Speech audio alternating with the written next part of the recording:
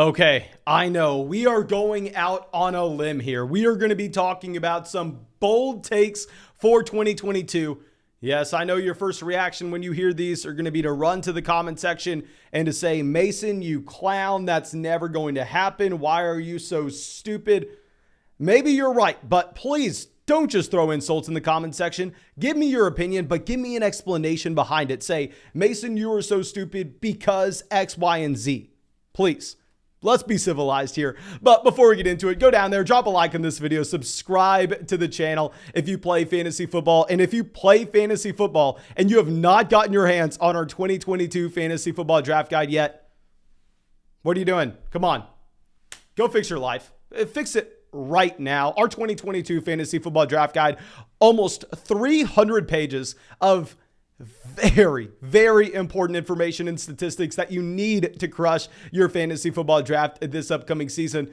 You can find that on flockfantasy.com. And when you use promo code FLOCK, you will get an exclusive discount on flockfantasy.com with all purchases. Or you can get our draft guide by going and signing up for Underdog Fantasy using promo code FLOCK there and making a $10 deposit. But let's fire this up. Let's fire up this hot take machine. Let's go over and let's look at Jalen, Waddle, and Tyreek Hill. My first take, I'm not going to be surprised when Jalen Waddle outscores Tyreek Hill this year. Because if we're looking at these two wide receivers, yes, they're in a bad situation. Like Tua Tagovailoa is not a good quarterback. If we look at Tua Tagovailoa last year, he had 6.5 adjusted yards per pass attempt. The only quarterbacks that were worse than this and weren't rookies. So let's look at quarterbacks that were worse than this that were not rookies. Taylor Heineke, Daniel Jones, Ben Roethlisberger, Andy Dalton, Jacoby Brissett, and Sam Darnold. That is the caliber of quarterback that we are looking at with Tua Tagovailoa. Now, of course, on the complete opposite end of the spectrum, if we slide up to the very top of adjusted yards per pass attempt every single season, you know who you're going to find? You're going to find Patrick Mahomes. And of course, a small reason that Patrick Mahomes is that efficient is Tyreek Hill. Tyreek Hill coming over should make Tua Tagovailoa a slightly better quarterback just because he's going to have a better supporting cast overall. But now Tyreek Hill has to go and deal with that same exact situation that Jalen Waddle dealt with last year. And with Jalen Waddle, we already saw what he looks like whenever he's playing alongside Tua Tagovailoa. We already saw what he looks like with below average quarterback play. He was the wide receiver 13 on a points per game basis. And I know we've already gone through this, but it's so crucial for me to bring this up. He was one of the best rookie wide receivers of all time. If we look at rookie wide receivers that were able to average 7.5 targets their rookie year in 63 receiving yards per game, Odell, Jamar Chase, Justin Jefferson, Julio Jones, AJ Green, Mike Evans, Amari Cooper, Jalen Waddle. That's the type of receiver that we saw from Jalen Waddle in that Tua Tagovailoa-led offense. Now, we have that player going into year two. We know, historically speaking, year two is when you expect that massive jump up with wide receivers' target share and their overall role in the offense. We saw this with A.J. Brown. We saw this with DK Metcalf. I mean, there are recent examples of these wide receivers that flash that elite talent that they had their rookie year and then take that massive step forward this upcoming season. Now, I'm not ranking Jalen Waddle as, say, the wide receiver 3 overall. Now, of course, if it was a better situation, I think he could get there because he was the wide receiver 13 in a poor situation. But Tyreek Hill coming over is going to make it worse. I will admit it. Tyreek Hill coming over, while it will boost the overall productivity of the offense, it will make Waddle more efficient on a per target basis. Tyreek Hill is going to draw a decent amount of targets and should put a cap on Jalen Waddle's ceiling. Let's admit that, okay? But here with Tyreek Hill, he should be a descending player if you look at the fact that he wins with his athleticism and now he's going into his age 28, 29 season compared to Jalen Waddle ascending, who already dealt with this bad situation last year, who was already that low-end wide receiver 1, high-end wide receiver 2. So no, I don't have Jalen Waddle ranked over Tyreek Hill because, of course, you don't have to draft Jalen Waddle over Tyreek Hill. If we head over to Underdog Fantasy right now, you have Tyreek Hill going as the wide receiver 9, going at pick 22. If you're looking at Jalen Waddle, despite being the wide receiver 13 as a rookie last year, because Tyreek Hill is coming over, he is currently being drafted as the wide receiver 38 right behind Courtland Sutton, someone that we will have here in just 1 second. I have Waddle ranked a lot higher than this. If you go and look at our 2022 fantasy football draft guide, I have Waddle sitting there at 14. So I'm excited. And if you want to get that discount on Jalen Waddle, go draft him as a low-end wide receiver 2 on Underdog Fantasy. Make sure you do that ASAP when you go and sign up for Underdog Fantasy and use promo code FLOCK. Most importantly, you'll be able to have some fun. You'll be able to fire up those drafts with us on the live stream or in the public lobby. And B, you're going to get our 2022 fantasy football draft guide when you sign up for Underdog with promo code FLOCK, and they will match your deposit dollar for dollar up to $100. So it's essentially free for you. You have no excuse not to do it. Go have some fun in your life. But let's move over to our next grouping of wide receivers.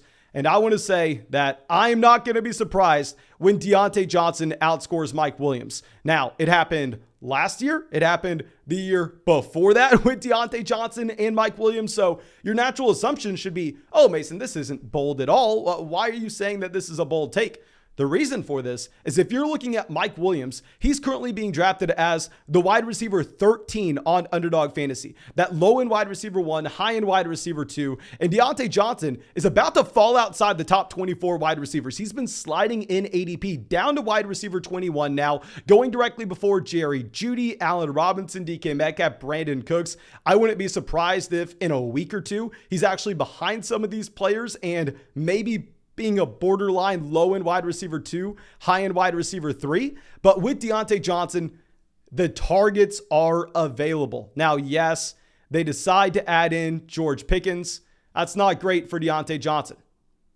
Not great at all, especially when we're relying on that target share for Deontay Johnson to get there, because Deontay Johnson last season was the wide receiver 7 on a per game basis with 10.5 targets a game and a 26% team target share, led this team in yards per route run as well. Deontay Johnson was a fantastic receiver with a very bad quarterback. We've talked about this before, but very similar to how we looked at Tua Tagovailoa, Ben Roethlisberger at 39 years old, the only non-rookie quarterbacks he was ahead of in adjusted yards per pass attempt, Andy Dalton and Jacoby Brissett. I mean, throw on Sam Darnold on that list. Like, Ben Roethlisberger was there with Sam Darnold, Andy Dalton, and Jacoby Brissett. Don't tell me that Trubisky's going to be some massive downgrade at quarterback. Don't tell me that Kenny Pickett is going to be some massive downgrade at quarterback. And if we head over and look at why they added George Pickens, if we look at our 2022 fantasy football draft guide, you will see that last season, you had 315 routes run from James Washington, who is now in Dallas, 314 routes run from Ray McCloud, who's now in San Francisco, 137 routes run from Juju Smith-Schuster, who is now in Kansas City. So that's why they added in George Pickens. All those wide receivers are gone. You have almost 1,000 routes run available here in Kansas City. What are they supposed to do? Are they supposed to just completely change their offense? They can't go 2 tight ends. They just lost Eric Ebron as well. They're going to need that third wide receiver on the field. They don't have a second running back to throw out there. So that's why they add in George Pickens. I am not concerned with Pickens coming in and taking targets from Deontay Johnson. And with Mike Williams, yes, I will admit, it looks like he is going to be an ascending player in this Los Angeles Chargers offense. He finally had his breakout this past season, but with the Mike Williams breakout, no, he was not ahead of Deontay Johnson on a per game basis. Mike Williams broke out and he was the wide receiver 15 on a points per game basis. The year before that, the wide receiver 56. The year before that, wide receiver 49. He's averaged over the past 3 seasons a wide receiver 40 finish in his offense. Now, of course, I want to be the first person to say that he's going to be closer to his 2021 self than he is his 2020 self, than he is his 2019 self, because Keenan Allen's almost going into a decade of being in the NFL. And obviously Mike Williams is attached to one of the best quarterbacks in the NFL in Justin Herbert. But at the end of the day, this is a player that has been inconsistent. He was the number 2 wide receiver in weeks 1 through 5. He was the number 36 wide receiver in weeks 6 through 17. We've seen the consistency from Deontay Johnson. We've seen him get to 10.5 targets per game this past year. Deontay Johnson is a target hog. He's in a much worse offense. I will admit it. Yes.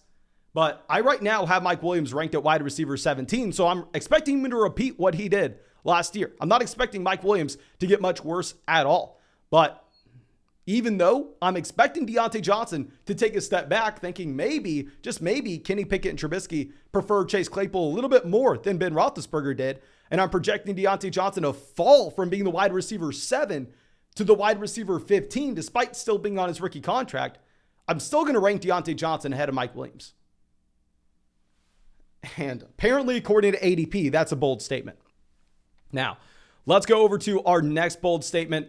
Let's go over to Atlanta, a very bad offense where we know, historically speaking, if you have inefficient quarterback play, you never want to be betting on a pass catcher. You never want to be betting on really anybody in that offense outside the running back position, because adjusted yards per pass attempt for your quarterback is going to unlock an elite touchdown rate for that wide receiver and unlock upside overall. But my bet here is Kyle Pitts returns value on his ADP, and at the same time, Drake London is a top 24 wide receiver. Now, I'm not going to dive into Kyle Pitts. We've already talked about him. I guess I can be very, very brief, just for whoever may have not heard us say this 10 million times at this point. But if you go ahead, if you look at Kyle Pitts, his rookie season, this is a tight end that just completely dominated, was the best tight end prospect of all time coming into the NFL. Then he gets to the NFL and he puts up over 6 targets a game. He puts up over 63 receiving yards per game.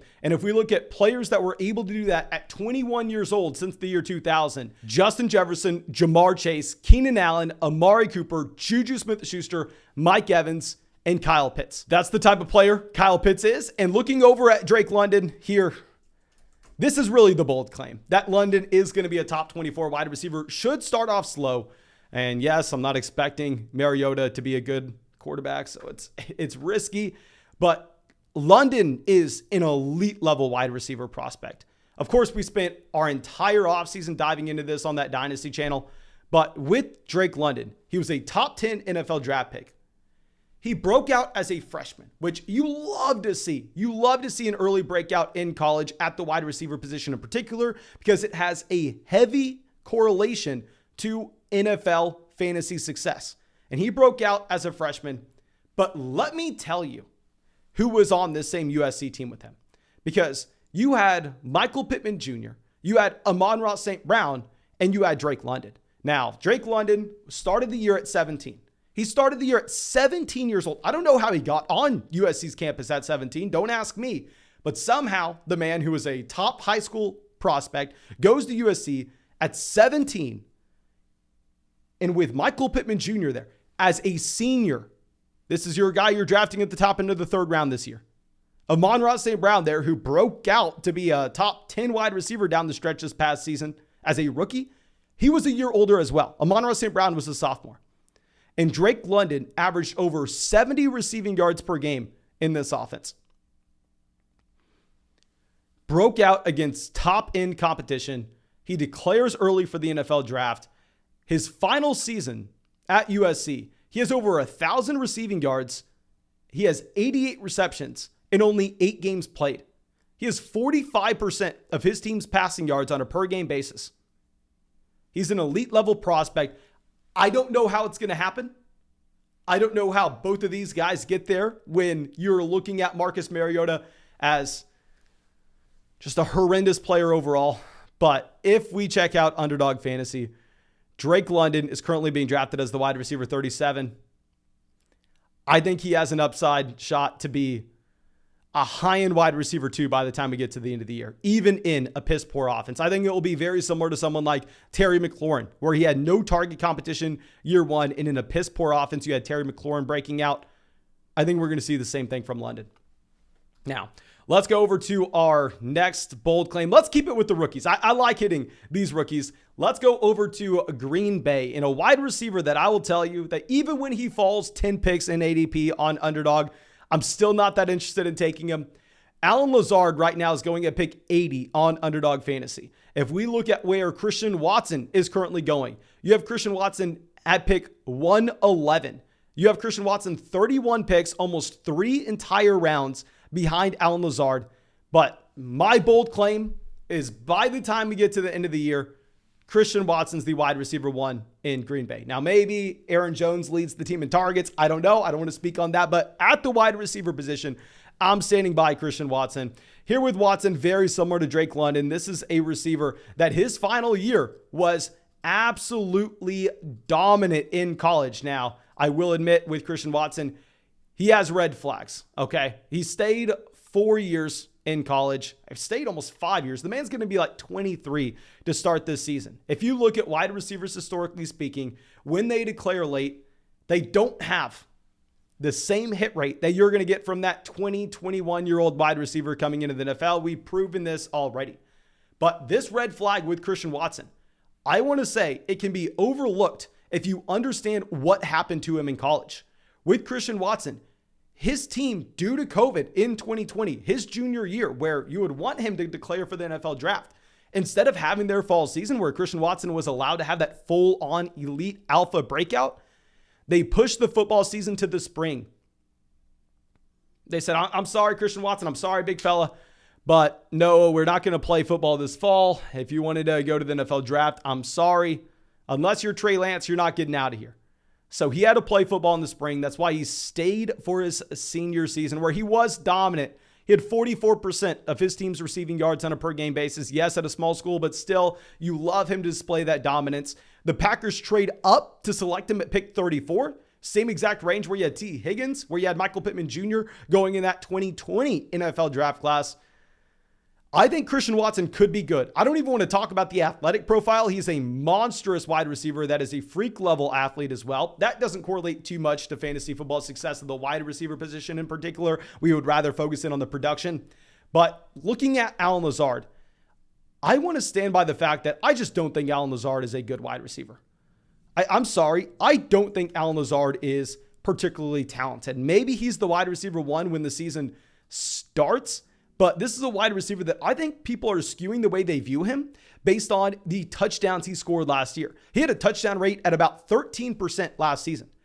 That is not sustainable to say the least. He's been in Green Bay over the past 3 seasons. His best year was in 2020 where he had a 13% team target share. Now, of course, you had Devontae Adams there, but still, he had 1.4 yards per route run this past season. His air yards per game have come down every single year over the past 3. Really, the only thing that saved him is this past season, having that elite level touchdown rate, which is highly, highly volatile. So my bold claim is, do not draft Allen Lazard at pick 80. Go ahead and please instead,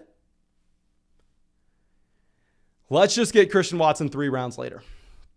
Now, speaking of wide receiver teammates, I'm going to blow your mind right now. There are 2 wide receivers in an elite level offense where one of them is almost 4 years younger than the other player, where one of them is younger than Kenny Pickett, where he came out and he dominated as the wide receiver one this past season in this offense.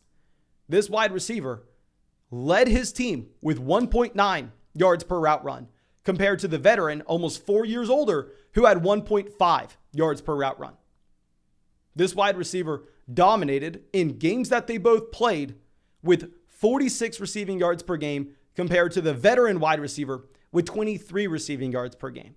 This wide receiver that was 4 years younger had 8.5 fantasy points per game compared to the older teammate at 4.5 yards per game. So we're going to assume, I know it's so bold, guys. I know it's so bold. But I'm going to assume that the wide receiver that dominated in games that they played together last year, when he's almost 4 years younger and going to continue to get better because he's younger than Kenny Pickett, I'm going to assume that Jerry Jeudy is the wide receiver one on the Denver Broncos. I'm going to assume that Courtland Sutton is not automatically the wide receiver one because Russell Wilson comes over. Now, I will admit, the air yards per game are going to favor Sutton. And historically speaking, Russell Wilson propped up both DK Metcalf and Tyler Lockett with their average depth of target. So maybe he does prefer looking at deep shots compared to Teddy Bridgewater. I don't care. If you are getting that discount on the player that was still developing, that is still getting better, and was already better than the veteran wide receiver, Courtland Sutton right now is going in the 3rd round on Underdog Fantasy. Jerry Jeudy's going as the wide receiver 22. To be completely honest, I'm not really drafting either of these guys. I probably would prefer to just kind of sit on our hands and decide to get Tim Patrick, KJ Hamler at the very end of drafts. But if you were to draft one of these top Denver Broncos wide receivers, hell, what are you doing drafting Sutton early? Please get the wide receiver one in Jerry Jeudy around later, as he is continuing to be an ascending player, continuing to get better. And he was already the wide receiver one last year. But thank you again. I appreciate all of y'all. I hope you have a great day. And of course, you know, we are going to continue to fire up those underdog drafts every single night. So go sign up for Underdog Fantasy. Go use promo code FLOCK. Literally with a $10 deposit, they're going to batch it dollar for dollar up to $100. So it's free. And you get our 2022 fantasy football draft guide and get to have fun in some best ball drafts. But thank you guys. I appreciate y'all and hope you have a great day.